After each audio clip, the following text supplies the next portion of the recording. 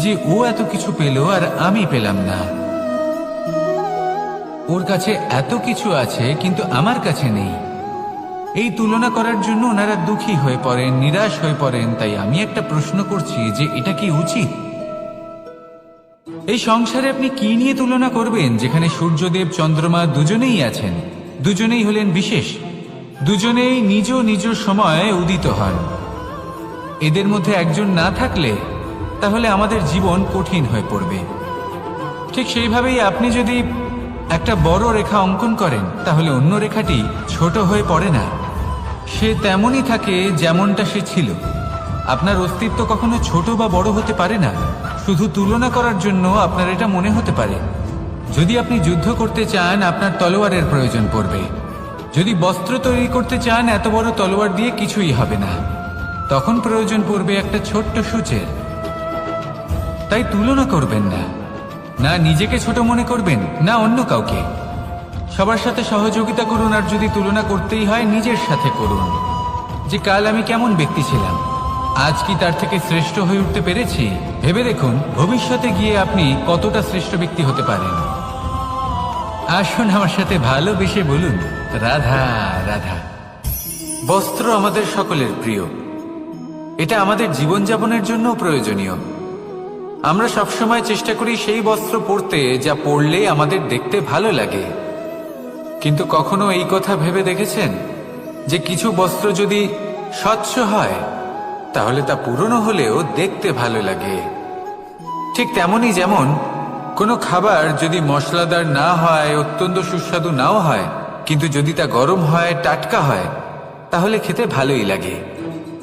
ঠিক সেইভাবেই যদি কোনো ব্যক্তি সুন্দর নাও হয় কিন্তু তার কথা খুবই মধুর হয়, তাহলে সেই ব্যক্তি সকলের প্রিয় হয়।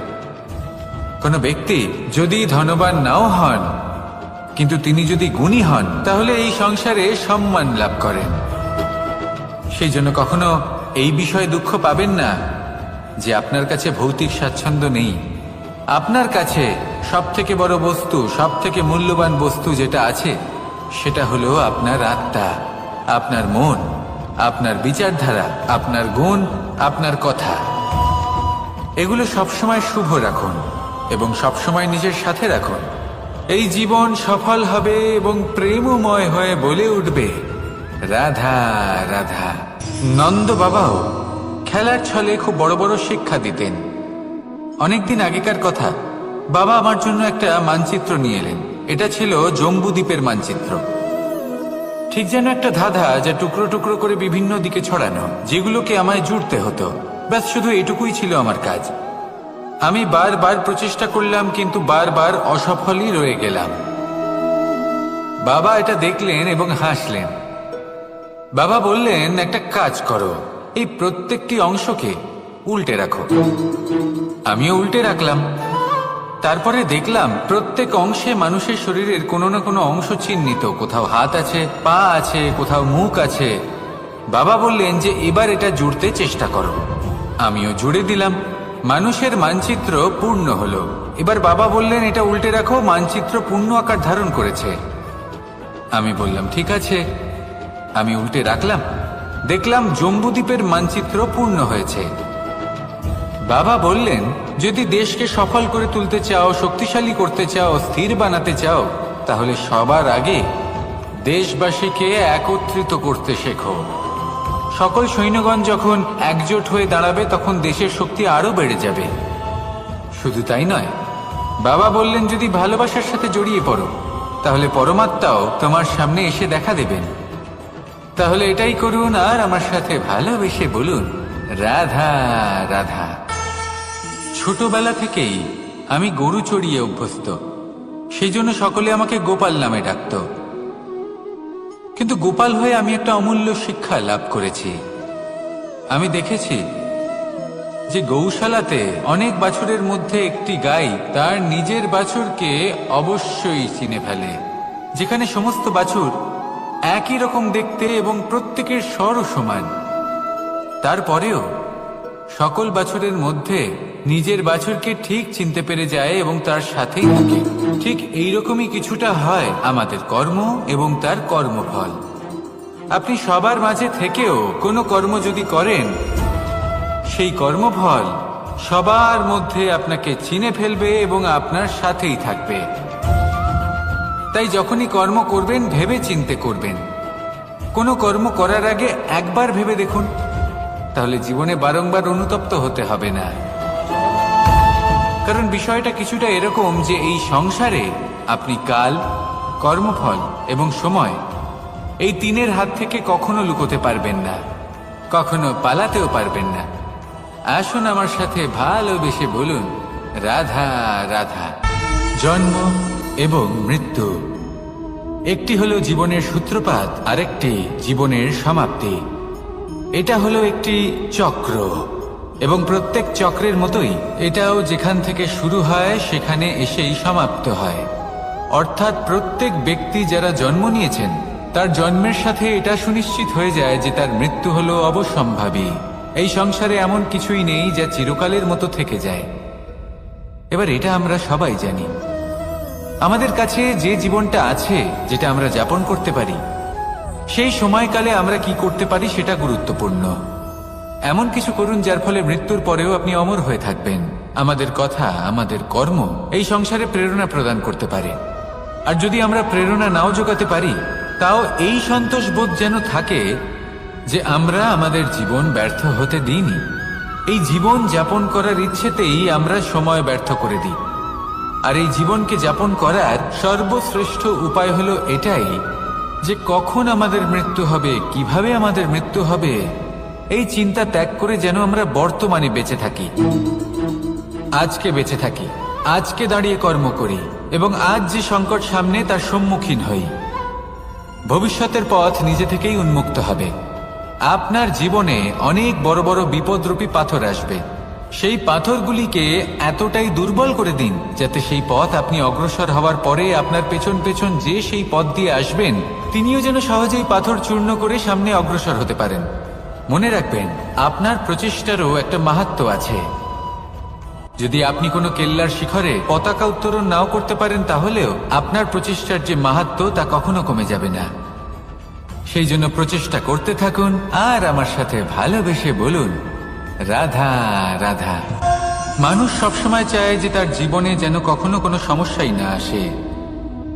সে চায় তার জীবন যেন শুধুমাত্র শান্তি এবং সুখের দ্বারা পূর্ণ থাকে।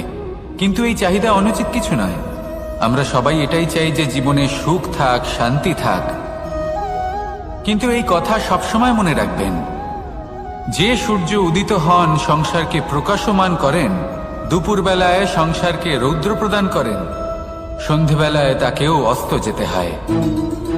এবার আমাদের জীবন চক্র কিছুটা এরকমই। কোনো কিছুই চিরকাল একরকম থাকে না। কখনো এই নদীকে দেখুন যা বয়ে চলেছে। এই নদী যা বয়ে চলেছে তার পথেও অনেক বিপদ আসে। বড় বড় পাথরের সম্মুখীন হয়ে তাকেও সামনে এগিয়ে যেতে হয়। একটি পুকুর যা চারদিক থেকে ঘেরা, তার জীবনে কিন্তু কোনো সমস্যা নেই। কিন্তু এই সংসারে পুকুরের পুজো করা হয় না, পুজো করা হয় নদীকে। মনে রাখবেন, সমস্যার ঊর্ধ্বে তিনি উঠতে পারেন যিনি সমাধি লাভ করেছেন, যিনি এই সংসারেই নেই। যিনি এই সংসারে আছেন এবং জীবিত আছেন, তার জীবনের সমস্যা হলো শ্বাসবায়ুর মতোই গুরুত্বপূর্ণ। আসুন আমার সাথে ভালোবেসে বলুন, রাধা রাধা। বন হলো আমাদের সবারই প্রিয়। সেখানকার সৌন্দর্য, শান্তি, সেখানকার পরিবেশ আমাদের সকলের ভালো লাগে এবং সেখান থেকে আমরা কাঠ পাই, যা সংসারে আমাদের জীবনে আমাদের খুব সহায়ক হয়ে ওঠে। এর দ্বারা আমরা অনেক কিছুই প্রাপ্ত করতে পারি। অনেক বাদ্যযন্ত্র আমরা লাভ করতে পারি। এর অনেকভাবে প্রয়োগ সম্ভব। কিছু কাঠ অত্যন্ত সুগন্ধি হয় যা আমরা ঈশ্বরকে নিবেদন করি, যেমন চন্দন। এবার ভাবুন, একজন অসাবধানী ব্যক্তি তার হাত থেকে ছোট্ট একটা আগুনের ফুলকি যদি সেখানে পড়ে, তাহলে তা সমগ্র বনকে ভস্ম করে দিতে পারে। আর যখন এই আগুন ছড়িয়ে পড়ে, তখন তা কাউকে রেহাই দেয় না। অন্য বৃক্ষকে নয়, পাতাকে নয়, ফলকে নয়, কাঁটাকে নয়, কাউকে নয়। পথে যাকে পায় তাকেই ভস্ম করে দেয়। এই ছোট্ট আগুনের ফুলকি। কিন্তু এই ছোট্ট আগুনের ফুলকি সবার আগে কাকে ভস্ম করে? সেই সকল ছোট ছোট শুকনো পাতা, সেই ছোট ছোট গাছের ডাল। ঠিক সেইভাবেই আপনার জীবনে একজন খারাপ ব্যক্তি এসে হয়তো আপনার সমগ্র জীবন ধ্বংস করে দিতে পারে। আর আপনার এই জীবনে এই ছোট ছোট শুকনো পাতা এবং এই ছোট ছোট শুকনো কাঠ আপনার ছোট ছোট স্বার্থ। আপনার স্বার্থের দ্বারা এই অশুভ ব্যক্তি আপনার মনে অশুভ আবেগ বাড়িয়ে তুলবে এবং আস্তে আস্তে আপনার জীবন শেষ করে দিতে পারে। তাই মনে রাখবেন, এই জীবন অমূল্য। আপনি হলেন অমূল্য। এই জীবন যাপন করুন এবং এই জীবনের কাছে পৌঁছানোর দ্বার আর কোথাও নেই, আপনার কাছেই আছে। আপনার মনে, আপনার বিবেকে, আপনার দৃষ্টিভঙ্গিতে, আপনার ভাবনাতেই আছে। এই দ্বারকে খুলুন। জীবন সফল হবে আর ভালোবেসে বলবে, রাধা রাধা। কথায় আছে যে স্বপ্ন এবং লক্ষ্য হলো একটি মুদ্রারই দুটি দিক। যতক্ষণ না স্বপ্ন দেখছেন ততক্ষণ বুঝবেন কি করে আপনার লক্ষ্য কি? স্বপ্ন দেখে যদি নিজের লক্ষ্য বুঝতে পারেন, সেটা পেতে চান, তবেই সেটা লাভ করতে পারবেন।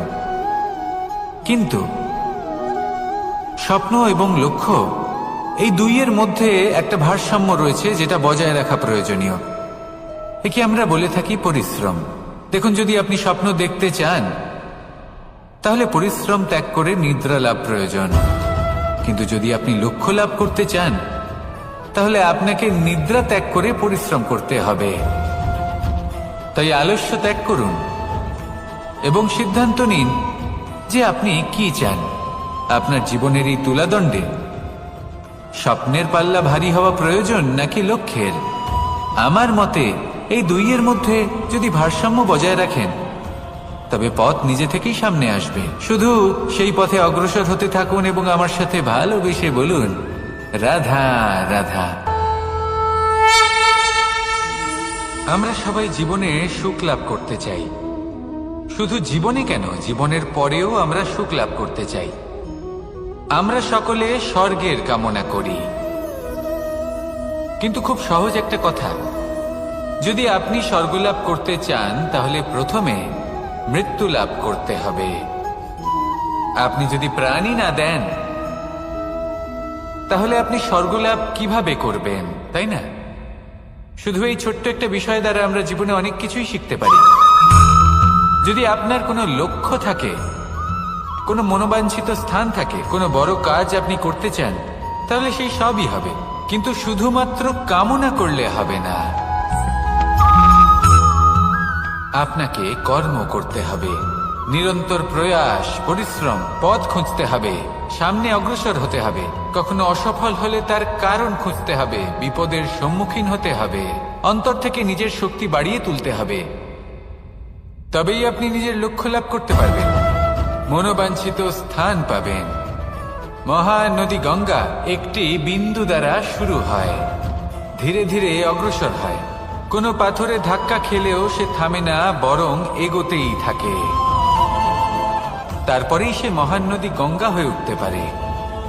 পরিশ্রম করুন, লক্ষ্য লাভ করুন, আর আমার সাথে ভালোবেসে বলুন, রাধা রাধা।